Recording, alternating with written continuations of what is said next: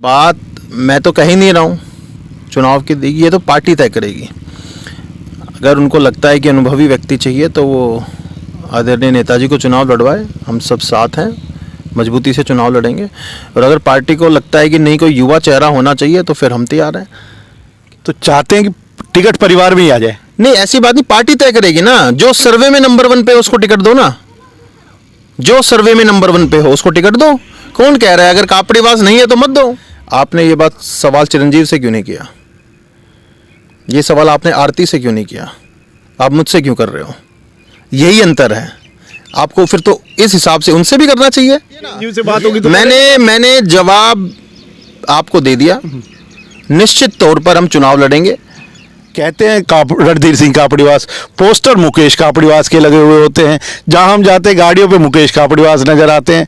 तो और एक पोस्टर पे तो मैं अभी रास्ते में देख रहा था कि बुजुर्गों का आशीर्वाद। इस बार भी टिकट मिलने के बाद क्या राव के पास जाएंगे? देखिए, ये तो आपके वार्ड, आपके गांव में आके कार्यक्रम करके गए, कोई सहभागिता हमें नजर नहीं आई। हम कौन आए? आरती राव आई थी। देखिए, ऐसे अधिकारियों का ये काम है कि इसी ऑफिस में बैठ करके कोई गांव का हमारा बुजुर्ग आए तो उसको 3 घंटे बाहर बैठाएं, 2 घंटे बाहर बैठाएं। आज पटवारी के पास कोई फर्द निकलवाने चला जाए तो पटवारी कह दे नहीं कल आना। अगर मुकेश कापड़ीवास विधायक होगा ना तो उन अधिकारियों के चक्कर कटवा देगा। चुनावी सरगर्मियां तेज हो चुकी हैं। विधानसभा चुनाव भी कोई ज़्यादा दूर नहीं है। अक्टूबर नवंबर में विधानसभा चुनाव निश्चित हैं और टिकट को लेकर भी मारामारी जारी है। भाजपा हो या कांग्रेस, सभी दलों में टिकट के न जाने कितने ही दावेदार हैं। आज हम बात करेंगे, हमारे साथ हैं पूर्व विधायक रणधीर सिंह कापड़ीवास के भतीजे मुकेश कापड़ीवास। हम चले थे, आज कापड़ीवास गांव पहुंचे थे। वहां से मालूम चला कि मुकेश कापड़ीवास यहां मऊ में जो इनके खेत हैं यहां पर आए हुए हैं और इनको ढूंढते ढूंढते हम मऊ वाले खेतों में पहुंच गए। मुकेश कापड़ीवास जी, देखते हैं यहां पर क्या कर रहे हैं सुबह सुबह खेतों में। मुकेश जी नमस्कार। नमस्कार जी। आज कहाँ खेतों में सुबह सुबह हम ढूंढ रहे हैं आपको वहाँ गाँव में? नहीं, मेरी जब आपसे बात हुई तो मैं नहीं था, तो मैंने कहा कि मैं घर आ जाता हूँ, आपने कहा कि नहीं वहीं पे मिलेंगे। चलिए, तो मुकेश जी आज बैठे हुए हैं खेतों में, शायद सुबह सुबह अपने खेतों को संभालने के लिए आए हुए थे। बहुत सी राजनीतिक चर्चाएं भी इनसे करेंगे, तो आज इनके साथ चारपाई तो मजबूत है आधार का मजबूत होना जरूरी है। वो तो आप चेक कीजिए। चुनाव की तैयारियां तो जो हमारे साथी हैं, भाई हैं, वो करते हैं। और मैं शुरू से मानता हूं कि जो व्यक्ति चुनाव लड़ता है उससे ज़्यादा मेहनत उनके साथी और उनके भाई करते हैं। जो हमारे कार्यकर्ता तो हमारे हैं नहीं, क्योंकि हम नेता नहीं हैं। हमारे तो सारे साथी और भाई हैं, वही मिलकर चुनाव लड़ते हैं और वही चुनाव लड़वाते हैं और वही चुनाव जितवाते हैं। इतनी जल्दी क्या है चुनाव की? अभी तो मेरे ख्याल में जुम्मे 5-6 साल 7 साल हुए होंगे संगठन में सक्रिय हुए। बहुत जल्दी नहीं है? नहीं, 11 साल तो मुझे भारतीय जनता पार्टी में काम करते हो गए और उससे पहले विद्यार्थी परिषद में मैंने कार्यकर्ता के तौर पे काम किया है। और बात मैं तो कह ही नहीं रहा हूँ चुनाव की, ये तो पार्टी तय करेगी। अगर उनको लगता है कि अनुभवी व्यक्ति चाहिए तो वो आदरणीय नेताजी को चुनाव लड़वाए, हम सब साथ हैं, मजबूती से चुनाव लड़ेंगे। और अगर पार्टी को लगता है कि नहीं कोई युवा चेहरा होना चाहिए तो फिर हम तैयार हैं। आप आकलन कीजिए, आप ग्राउंड पर जाइए, आप देखिए कि कौन व्यक्ति जीत सकता है। देखिए, चुनाव जो होता है वो जीतने के लिए लड़ा जाता है और पार्टी मजबूत उम्मीदवार को चुनाव लड़ाए, हमारी ये मांग है। वो तो आप सर्वे करेंगे, आपको पता लग जाएगा। मुकेश कापड़ीवास जीत रहे हैं मतलब? नहीं, वो तो मैं कैसे कहूँ, आप पता कीजिए ना। आप जाइए गाँव में, आप पता कीजिए कि क्षेत्र की जनता क्या मानती है कि कौन व्यक्ति भारतीय जनता पार्टी की सीट रेवाड़ी से निकाल सकता है, उसी को टिकट मिले, सर्वे के आधार पर मिले। मानते हैं कि रणधीर सिंह कापड़ीवास सबसे मजबूत चेहरा बताते हैं भाजपा में, तो फिर मुकेश कापड़ीवास क्यों तैयारी में जुटे हुए? देखिए, उन्हीं के मार्गदर्शन में मैं काम कर रहा हूं। और अगर आप देखेंगे 11 साल मुझे भारतीय जनता पार्टी में काम करते हुए हैं। हम तो एक कह ही नहीं रहे, हम कह रहे हैं ना कि नेताजी को टिकट दो। क्या दिक्कत है? अगर पार्टी मानती है कि नहीं इस बार कोई युवा उम्मीदवार होना चाहिए तो फिर हम तैयार हैं। हम तो कह ही नहीं रहे कि दोनों को टिकट दो। तो चाहते हैं कि टिकट परिवार में ही आ जाए? नहीं, ऐसी बात नहीं, पार्टी तय करेगी ना। जो सर्वे में नंबर 1 पे हो उसको टिकट दो ना, जो सर्वे में नंबर 1 पे हो उसको टिकट दो। कौन कह रहा है अगर कापड़ीवास नहीं है तो मत दो? सर्वे में नंबर 1 की बात आती है तो क्या भाजपा ऐसा करती है? वो तो आप चेक कीजिए ना, आपका भी सर्वे में कुछ आएगा। नहीं, हमारे सर्वे में आ रहा है। भाजपा क्या सर्वे में नंबर 1 को टिकट दे रही है? आपके सर्वे में आएगा। परिस्थितियां अलग होती है, राजनीतिक परिस्थितियां। कई बार राजनीतिक परिस्थिति में जब अच्छा माहौल होता है तो कई बार कुछ गलतियां भी हो जाती हैं, मैं ये मानता हूं। लेकिन इस बार मुझे पूर्ण विश्वास है कि मेरी पार्टी इस बार मजबूत उम्मीदवार को, रेवाड़ी विधानसभा से नहीं कह रहा मैं, हर विधानसभा से जो मजबूत प्रत्याशी है उसको टिकट मिलेगी और हम तभी तीसरी बार सरकार बना पाएंगे। चलिए, एक गलतियां हो जाती हैं, तो क्या पिछली बार गलती हो गई थी पार्टी से? नहीं, आप देखिए, अपने शब्द मेरे मुंह पे मत डालिए। मैं तो सिर्फ सीधी सीधी बात ये कह रहा हूँ कि इस बार जो पीछे गया हो गया, उसकी जरा चर्चा ना करें। इस बार भारतीय जनता पार्टी मजबूत उम्मीदवार को चुनाव लड़वाएगी हर विधानसभा से, पूरे हरियाणा में। तो मजबूती की फिर मैं आपसे यही चर्चा कर रहा था कि सर्वे की बात की जाए, बाजारों में हम बैठते हैं सभी जगह, तो कापड़ीवास, मतलब कापड़ीवास आपके ताऊ जी रणधीर सिंह कापड़ीवास का नाम आता है। तो क्यों ना, जैसे पिछली बार आप बैकबोन बन के रणधीर सिंह कापड़ीवास के साथ खड़े थे, इस बार फ्रंट पे ज़्यादा है, बैकबोन कम नजर आते हैं। नहीं, ऐसा कोई बात नहीं है, वो तो आपके देखने का नज़रिया है। साथ मैं कह रहा हूँ कई गुना मजबूती के साथ काम करेंगे और चुनाव हम जीतेंगे इस बार। इस बार हमारे साथियों ने निर्णय लिया है कि बहुत मेहनत कर रहे हैं अभी से। हम ऐसा नहीं है चुनाव घोषणा होने के बाद मेहनत करेंगे, हम अभी कई महीनों से कर रहे हैं और अब तो हमारे सभी साथी भी लग गए हैं। निश्चित तौर पर हम चुनाव जीतेंगे ये वाला। फेसबुक पे मैं आपको देखता हूँ, सोशल मीडिया पे आपको फॉलो करता हूँ काफ़ी, मैं लगभग रोजाना आपको देखता हूँ किसी ना किसी नेता के साथ, किसी प्रभारी के साथ, प्रदेश अध्यक्ष के साथ, किसी विधायक के साथ, किसी मंत्री के साथ। मुकेश कापड़ीवास लगातार लाइजनिंग बॉन्डिंग में लगे हुए हैं। अपने लिए है या वो किसी और के लिए, ताऊ जी के लिए? देखिए, वो तो एक ही बात है। ये हमारे पत्रकार साथियों में एक कमी है कि आप लोग क्या है कि उस चीज़ में क्या ढूंढना चाह रहे हैं मुझे मालूम नहीं है। आपने ये बात सवाल चिरंजीव से क्यों नहीं किया? ये सवाल आपने आरती से क्यों नहीं किया? आप मुझसे क्यों कर रहे हो? यही अंतर है। आपको फिर तो इस हिसाब से उनसे भी करना चाहिए। ये अंतर नहीं नहीं नहीं नहीं तो लगातार नहीं, ये अंतर नहीं नहीं, कब किया? मैं तो सुना नहीं आपका इंटरव्यू में ये सवाल। नहीं, आप पर्टिकुलर अमित जी नहीं, मैंने किसी इंटरव्यू में सुना नहीं। पर्टिकुलर ये सवाल आप बार बार पूछ रहे हैं, सवाल मुझसे ही क्यों? चिरंजीव से आपने क्यों नहीं किया? नहीं, आज आपसे पूछ रहे तो आप जवाब हाँ, मैं जवाब दे दिया ना। चिरंजीव से बात होगी तो मैंने जवाब आपको दे दिया। निश्चित तौर पर हम चुनाव लड़ेंगे। सबसे मजबूत सशक्त उम्मीदवार रणधीर सिंह कापड़ीवास जी हैं। आप बताइए ना, आप तो ग्राउंड पे घूमते हैं और आप स्वयं कह रहे हैं, तो है तो उनको पार्टी टिकट दे, चुनाव लड़ेंगे ना मजबूती के साथ, क्या दिक्कत है? और रेवाड़ी की सीट भारतीय जनता पार्टी की झोली में पहले बार इतिहास में रणधीर सिंह कापड़ीवास जी ने डाली 2014 में, और 2019 में जो भी हुआ वो तो आप सबको पता है, ज़्यादा कहने की जरूरत नहीं है। मुझे पूर्ण विश्वास है कि 2024 में हम फिर से डालने जा रहे हैं। देखिए, आप फिर सॉफ्ट हो जाते हैं बिल्कुल ना, जैसे ही कहते हैं रणधीर सिंह कापड़ीवास, पोस्टर मुकेश कापड़ीवास के लगे हुए होते हैं। जहां हम जाते हैं गाड़ियों पे मुकेश कापड़ीवास नजर आते हैं। तो और एक पोस्टर पे तो मैं अभी रास्ते में देख रहा था कि बुजुर्गों का आशीर्वाद, तो वो आशीर्वाद कब सार्वजनिक तौर पे, हम भी 2-3 प्रेस कॉन्फ्रेंस में कापड़ीवास जी से सवाल कर चुके कि भैया मुकेश को आशीर्वाद दे दो। वो कहते हैं चुनाव तो मैं ही लड़ूंगा। नहीं, ऐसा नहीं है। ये जो आप कुछ पत्रकार साथी जो मसाला निकालना चाह रहे हैं वो निकलेगा नहीं। मैं इसलिए कह रहा हूँ क्योंकि ये ठीक है, आप लोगों के लिए एक विषय हो सकता है, पत्रकारिता में आजकल आनंद आता है कि किसी बाल की खाल निकाली जाए, ऐसा कुछ नहीं है। हमने कहा बुजुर्गों का आशीर्वाद, नेताजी तो हमेशा से आशीर्वाद देते आए हैं। मैंने जो बुजुर्गों का आशीर्वाद जो हमने स्लोगन दिया है वो आप देखिए, मैं गाँव में जब जा रहा हूँ, शहरों में जब जा रहा हूँ, जिस प्रकार से मुझे बुजुर्गों का साथ मिल रहा है, प्यार मिल रहा है, वो तो कह रहे हैं कि इस बार जो पिछले बार हमसे चूक हुई है वो चूक नहीं करेंगे। इस बार निश्चित तौर पर आप देखिएगा जो हमारे साथी हैं सब अभी आज के वक्त भी गांव-गांव में हमारे साथी जा रहे हैं। पूरे चुनाव की फुल तैयारी चल रही है। टिकट नहीं मिली, रणधीर सिंह कापड़ीवास को भी नहीं मिलती है, मुकेश कापड़ीवास को भी नहीं मिलती है, फिर भारतीय जनता पार्टी इस बार हमें चुनाव लड़वाएगी। हमें ही नहीं, जो भी ग्राउंड पर मजबूत व्यक्ति हैं, जो भी मेहनत कर रहे हैं सालों से, उनको चुनाव लड़वाएगी। और इस बार जब मजबूत व्यक्ति लड़ेंगे तो हम हरियाणा में आप देखेंगे पिछली बार से ज़्यादा सीटें जीतेंगे और तीसरी बार सरकार बनाएंगे, मुझे पूर्ण विश्वास है। नहीं, मैं सिर्फ एक बात पे, एक ही टॉपिक पे, क्या हम चुनाव लड़ेंगे? जैसे हम बादशाहपुर में सुनते राव नरवीर कहते हैं कि मैं चुनाव लड़ूंगा, ऐसे क्या मुकेश कापड़ीवास या रणधीर कापड़ीवास चुनाव लड़ेंगे? बड़े घराने हैं, लोग भी इंतजार कर रहे हैं। नहीं, ऐसा कुछ नहीं, हम तो घराने है ही नहीं भाई।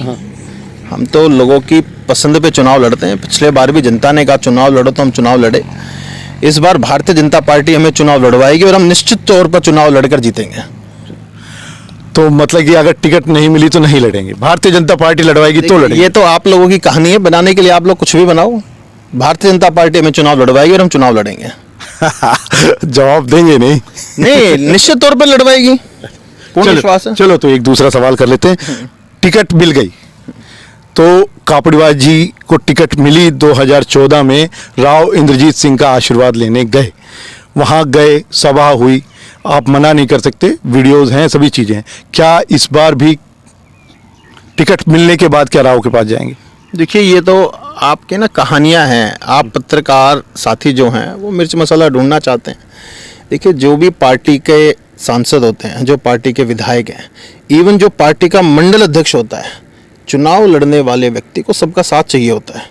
आप मुझे बताइए कि लोकसभा चुनाव में क्या सभी कार्यकर्ताओं ने मेहनत नहीं की? क्या मंडल अध्यक्ष या बूथ अध्यक्ष जो थे हमारे, उन्होंने मेहनत नहीं की? सब लोगों ने मेहनत की। चुनाव जब आप राजनीतिक क्षेत्र में हो तो सब लोगों की मदद से चुनाव लड़ा जाता है। हर कार्यकर्ता जो हमारे पन्ना प्रमुख है वो मेहनत करते हैं, ऐसे कोई थोड़ी जीत जाता है। पार्टी की टिकट पर मोदी जी के नाम से मनोहर लाल जी ने 9 साल में जो काम किए हैं, उस काम के बलबूते पे, और आपकी खुद की छवि विधानसभा में कैसी है, बहुत सारे एक मिश्रण होता है चुनाव। अगर कोई भी व्यक्ति ये कह दे कि मैं अकेला जीत गया, मैंने ये कर दिया, ऐसा नहीं होता है। ये साथियों का, बहुत सारे साथियों का, वर्षों का परिश्रम होता है। तो किसी भी एक व्यक्ति को क्रेडिट नहीं लेना चाहिए। तो मतलब कि टिकट मिलती है तो पार्टी के जो वरिष्ठ नेता है, वरिष्ठतम नेता कहते हैं राव इंद्रजीत सिंह को, मुलाकात में कोई हिचक नहीं है? देखिए, हमारे साथ तो सुदर्शन चक्रधारी भगवान श्री कृष्ण है और भोलेनाथ हैं। सावन का महीना चल रहा है, तो जब उनका आशीर्वाद मिल जाएगा तो नीचे तो फिर सभी का मिल जाएगा। नीचे में तो आशीर्वाद लेने की जरूरत नहीं, नीचे तो साथ होता है और आशीर्वाद भगवान का होता है। देखिए, आप कहते हैं कि आशीर्वाद भगवान का होता है। लोकसभा चुनाव में सभी ने मेहनत की। लोकसभा चुनाव में आपको लेकर, जैसे कापड़ीवास को लेकर, कोई ऐसा फीडबैक आया नहीं कि मेहनत की हो, पार्टी का कैंडिडेट था? चलो, आपके फीडबैक नहीं आया तो आप रहने मत मानिए। आप बताइए ना, हमारे गांव से कौन जीते हैं? आप बताइए ना, आस पड़ोस से कौन जीते हैं?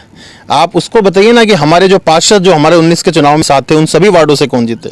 सभी वार्डों से छोड़ो, रेवाड़ी में सबसे ज्यादा वोटों से आपके वार्ड, आपके गांव में आके कार्यक्रम करके गए, कोई सहभागिता हमें नजर नहीं है। हम कौन आए? आरती राव आई थी। देखिए, ऐसा नहीं होता है कैंडिडेट। आप फिर वही बात है, ये तो आपकी कहानियां हैं। अभी मैं मान लीजिए किसी गांव में चला जाऊं साथी को और उनको सूचना ही ना दूं तो कोई कैसे आएगा? आप बताओ। मैं आपके गांव चला जाऊं और आपको पता ही ना हो मैं आया हूं तो कैसे आओगे आप? ये सब तो, इन बातों में कुछ नहीं है। जो चुनाव निकल गए, सबके साथ से, सबके सहयोग से, मोदी जी के नाम से और भगवान के आशीर्वाद से कैंडिडेट जीतते हैं। चलिए, आज वो जो मोती चौक वाली घटना थी उसके बाद पहली बार आपकी मेरी मुलाकात हो रही है। मनोहर लाल जी आजकल केंद्र में चले गए, वहाँ कह गए थे कि रणधीर सिंह जी, आप और मैं तो मार्गदर्शक की भूमिका में रहेंगे, यही रहेंगे, या फिर सर्वे में भी उनका नाम आ सकता है, टिकट में भी उनका नाम आ सकता है? नहीं, वो तो आ ही रहा है, इसमें तो क्या बात है।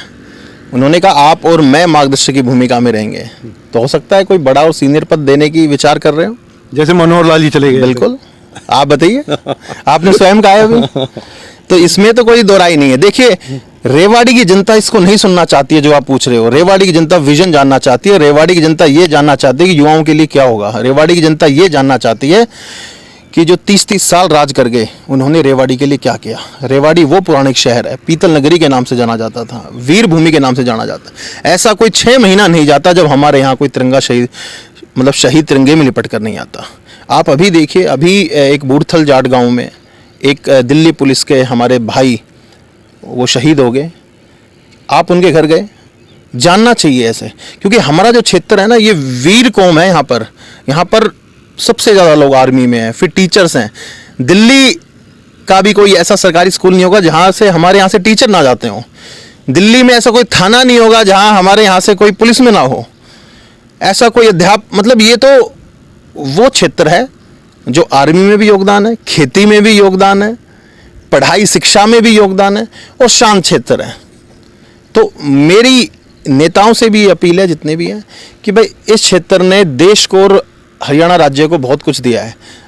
अब ज़रूरत है कि इस क्षेत्र को इसकी जो पौराणिक पहचान है वो वापस दिलाई जाए, और वो वापस तब मिलेगी जब हम युवाओं को आगे बढ़ाएंगे। आज 60% युवा है, कोई क्यों नहीं युवाओं की बात कर रहा, क्यों नहीं कह रहा कि इनके लिए खेल के लिए इंतजाम होने चाहिए। मुझे खुशी और गर्व है कि हम हरियाणा से आते हैं। हरियाणा जो 2% आबादी, देश की आबादी में जिसका 2% योगदान हो, और वो खेल में 20% योगदान दे, 10 गुना। अब आप देखिए हरियाणा में कितना पोटेंशियल है। तो उस पोटेंशियल को हम कैसे निकालेंगे? अगर खेल में हमारी सरकार की साफ नीति नहीं होती तो क्या इतना पोटेंशियल निकल के आता? लेकिन मुझे दुख है कि हमारे रेवाड़ी से कोई नहीं है उन 24 में। और वो क्यों नहीं है? ऐसा नहीं, पोटेंशियल बहुत है। जैसे नौकरियों में था, अब नौकरियां लग रहे हैं, क्योंकि हमारे यहाँ फैसिलिटी नहीं है, स्टेडियम नहीं है, रबड़ मैट्स नहीं है, तैयारी करने के लिए जगह नहीं है। तो जब तक हम उनका साथ नहीं देंगे तो कैसे आगे बढ़ेंगे? मुकेश जी, एक आपके विजन की और बात हम करेंगे। क्या पूरा मुकेश कापड़ीवास विजन लेके चल रहे हैं? क्योंकि रणधीर सिंह कापड़ीवास जी का, आइए बैठ के थोड़े से बात करते हैं। रणधीर सिंह कापड़ीवास जी का विजन हमने देखा था, बेहतरीन उन्होंने काम किया था। हम भी यही जानना चाहते हैं, कोई नहीं।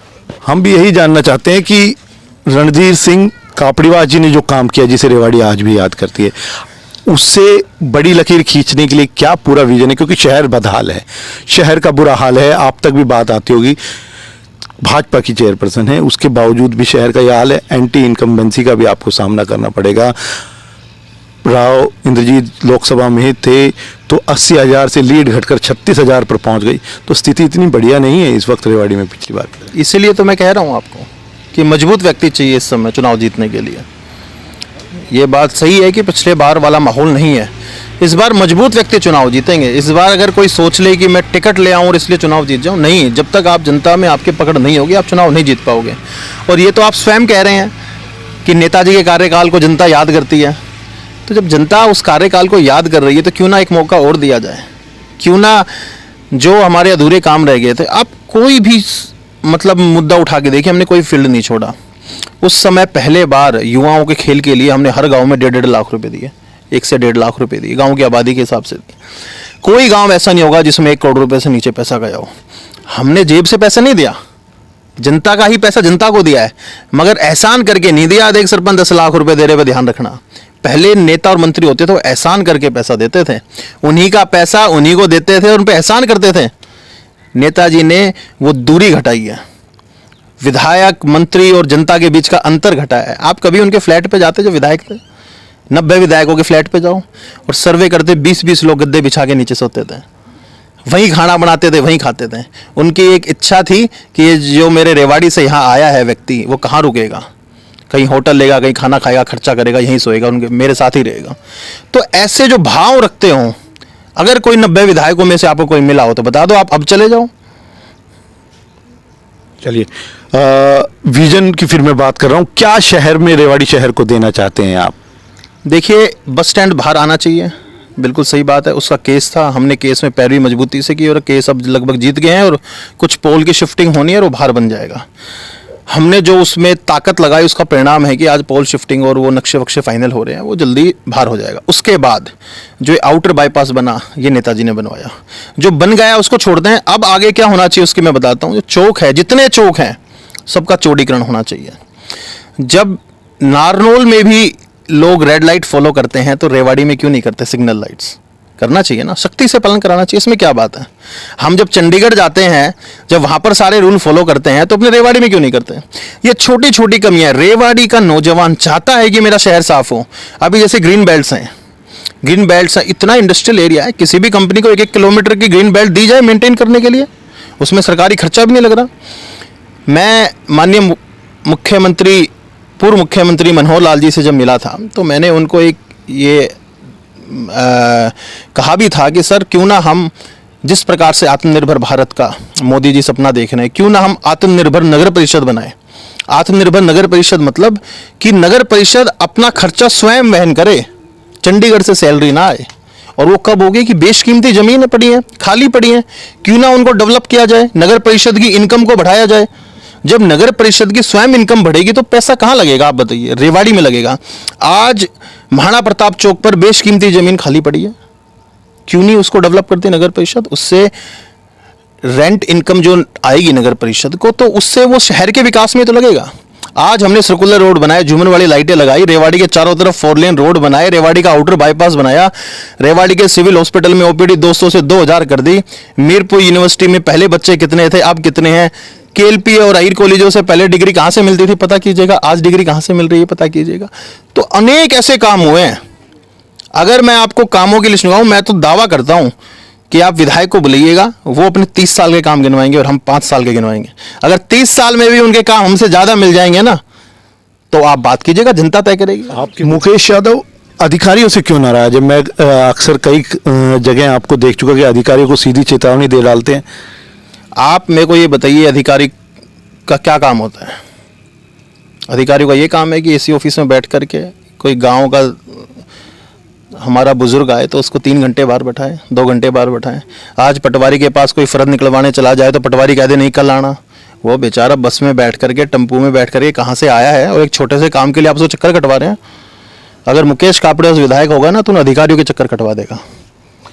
नेताजी तो बड़े नरम थे इस मामले में। मैं अधिकारियों से फीडबैक लेता था, सर जी कहकर बात करते थे, आप सीधा उंगली दिखाकर बात करते हैं। नहीं, उंगली दिखाकर के बात नहीं, जो अच्छे अधिकारी हैं उनका सम्मान करते हैं, लेकिन जो अधिकारी जनता के चक्कर कटवा रहे हैं उन अधिकारियों को चक्कर काटने चाहिए, ऐसी हालत होनी चाहिए उनकी।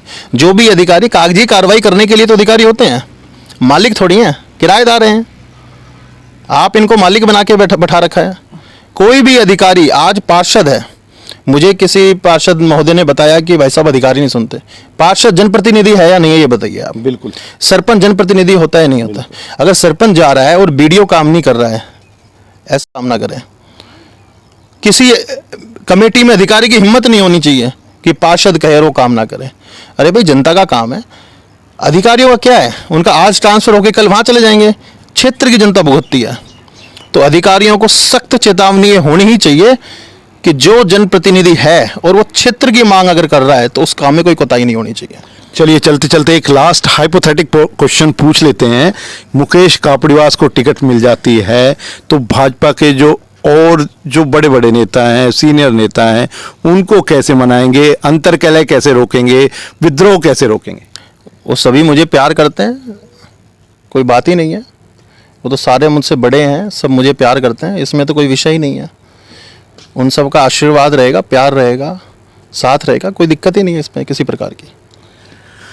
तो ये हमारे साथ हैं मुकेश कापड़ीवास जी, जिनसे काफ़ी लंबी बातचीत हमारी हुई है, बहुत सारे विषयों पर बातचीत हुई है। इन्होंने अपना विजन रखा है कि किस तरह की रेवाड़ी ये चाहते हैं। इन्होंने ये भी कहा कि संगठन इस बार टिकट देगा, कापड़ीवास परिवार में टिकट देगा। ताऊ जी को टिकट मिलती है तो मुकेश साथ लगेंगे, और मुकेश को ये भी यकीन है कि जब इनको टिकट मिलेगी तो ताऊ जी का पूरा आशीर्वाद और भाजपा के अन्य नेताओं का आशीर्वाद भी इनको मिलेगा। चलिए, चुनाव के महीने 2 महीने अभी बाकी हैं, ये चर्चाएं तो होती रहेंगी। फिलहाल मुकेश कापड़ीवास का विजन आप देखिए, पब्लिक के सामने हम रख देते हैं। ऐसे ही भाजपा के अन्य नेताओं, कांग्रेस के अन्य नेताओं व अन्य दलों के अन्य नेताओं से भी हम बातचीत करके पब्लिक के सामने विजन रखेंगे। चुनना पब्लिक को है, काम पब्लिक का है, वोट पब्लिक को देना है। नेताओं की बातों को हम दस्तक हरियाणा आप तक पहुंचाने का काम करती रहेगी। दस्तक हरियाणा के लिए के यादव के साथ मैं अमित सैनी।